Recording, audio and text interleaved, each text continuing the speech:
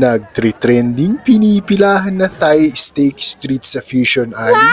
Ano? Tara, magpapauli ba naman tayo dyan? What? Anya nga Durbab nga kakaimasan. Kumusta? Intayon!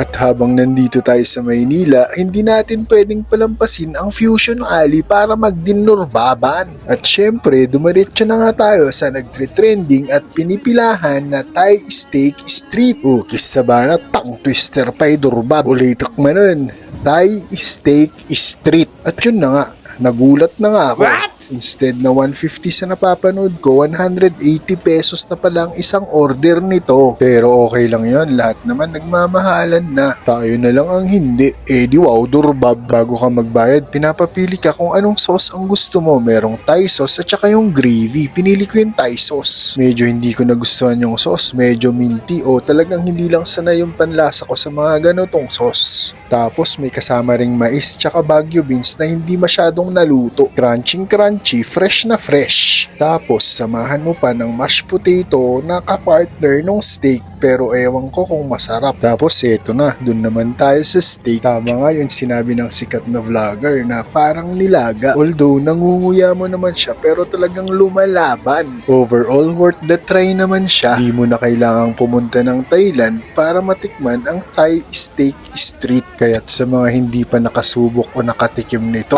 Okay. try nyo na din para bahala na kayong humusga. Katanya kay ngarod, ajay pay lang akakabsat. Thanks for watching. Anya kay Durbab, intayon.